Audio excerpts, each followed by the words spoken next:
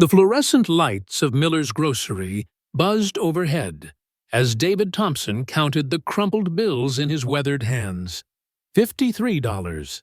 That's all that stood between him and another week of ramen noodles and day-old bread. At 58, his knees ached from mopping floors at the downtown office building. But it was honest work, the only kind he'd known since everything fell apart 20 years ago. "Please, just try it one more time," a desperate voice pleaded from the checkout lane ahead. David looked up to see a young woman, maybe 25, holding a crying toddler while a 6-year-old boy tugged at her worn jacket. The cashier, a teenager with purple hair, shook her head sympathetically as the card reader flashed red again. "I'm sorry, ma'am. It's still declining." The woman's shoulders sagged. "But we haven't eaten in 2 days. Please, there has to be something." "Mommy, I'm hungry," the little boy whispered, his voice barely audible above the store's background music. David watched the woman's face crumble. She began pulling items from her cart: milk, bread, a small package of chicken, some apples. Basic necessities, nothing fancy. The kind of groceries he remembered buying when Sarah was alive, when they dreamed of filling their house with children's laughter. "Keep the baby formula and the bread," she told the cashier, her voice breaking. "How much is that?" $18.47. The woman fumbled through her purse, counting coins. David could see her hands shaking. That's when he stepped forward. "Add her groceries to mine," David said quietly, placing his hand on the woman's cart.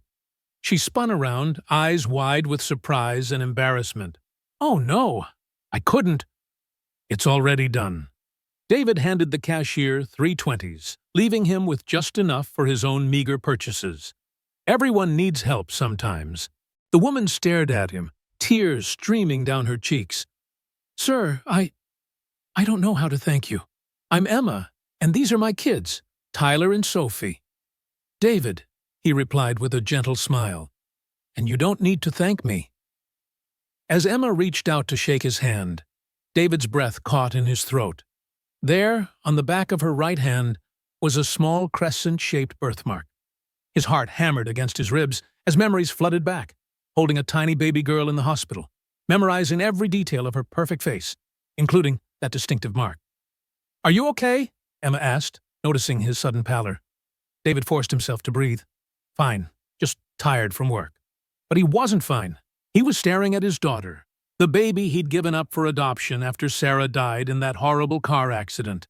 The child he'd held for 3 precious days before signing papers that tore his heart in half, believing she deserved better than a broken man who could barely take care of himself. "What kind of work do you do?" Emma asked as they walked toward the parking lot, Tyler skipping beside them while she carried Sophie. "Janitor at the Meridian building downtown," David replied, his voice hoarse with emotion. "That's honest work," Emma said warmly. "I just lost my job at the diner last week. Budget cuts." She laughed bitterly. "Seems like everything's falling apart at once." David wanted to tell her everything, that he was her father, that he'd thought about her every single day for 20 years, that giving her up was the hardest thing he'd ever done.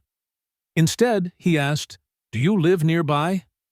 "Oakwood Apartments, about 10 minutes from here. It's not much, but it's home." Emma strapped Sophie into a car seat that had seen better days. "Mr. David, I promise I'll pay you back somehow." "No need," David said firmly. "Just take care of those beautiful children." As Emma's old Honda pulled away, David stood in the parking lot, his hands trembling. After 20 years of wondering, of hoping she was happy and loved, fate had placed his daughter right in front of him. And she was struggling, just like he had been when he made the impossible choice to let her go. That night, David sat in his small apartment, staring at the only photo he'd kept: Sarah holding their newborn daughter in the hospital. He'd hidden it away for years, too painful to look at. But now he traced Emma's tiny face with his finger. "She looks just like you, Sarah," he whispered to the empty room. but she's got my stubborn chin. Over the next few weeks, David found himself shopping at Miller's grocery every few days, hoping to run into Emma again. On his third visit, he spotted her in the produce section, carefully examining apples for bruises. "Emma?" he called softly. She turned, her face lighting up with recognition. "Mr. David, I was hoping I'd see you again." She gestured to her cart, which held more groceries than before. "I got a job at the elementary school cafeteria. It's not much, but it's steady." "That's wonderful," David said, genuinely happy for her success. "Tyler, come say hi to Mr. David." Emma called to her son, who was comparing banana sizes with scientific precision. The boy ran over, grinning. "Mom says you're an angel because you helped us when we were really hungry." David's throat tightened.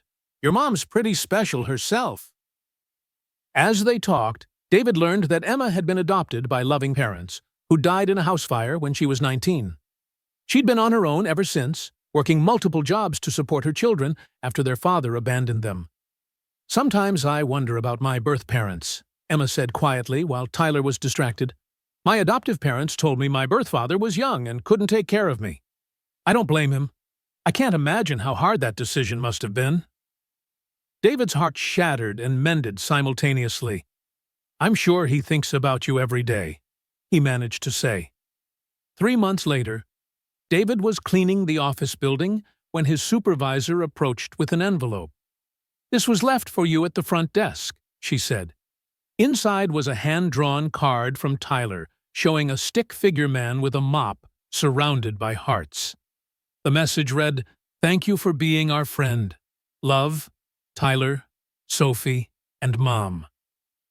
David sank into a nearby chair, overwhelmed. That evening, he made a decision that had been building for months.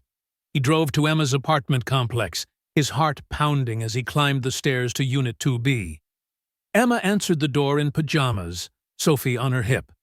"Mr. David, is everything okay?" "I need to tell you something," he said, his voice barely steady. "Can we sit down?" 20 minutes later, Emma sat in stunned silence as David finished his story. He'd shown her the hospital photo, the adoption papers he'd kept, and the letter he'd written to her on the day she was born, but never had the courage to send. "You're my father?" she whispered, tears streaming down her face. "I gave you up because I thought you deserved better," David said, his own tears falling freely. "Your mother died when you were 3 days old, and I was falling apart. I wanted you to have the life I couldn't give you." Emma was quiet for a long moment, studying the photo of Sarah holding her as a baby. Finally, she looked up at David with eyes that mirrored his own. "You gave me life twice," she said softly. "Once when I was born, and again in that grocery store when we needed help most." 6 months later, David sat in Emma's living room, reading bedtime stories to Tyler and Sophie, while Emma finished her nursing school applications. The walls were covered with family photos now, including the hospital picture of Sarah, which Emma had framed and placed on the mantel. "Grandpa David," Tyler said sleepily, "will you tell us the story about how you found Mommy again?" David smiled, pulling both children closer. "Once upon a time," he began, "there was a man who thought he'd lost everything. But sometimes love finds a way to bring families back together, even after 20 years.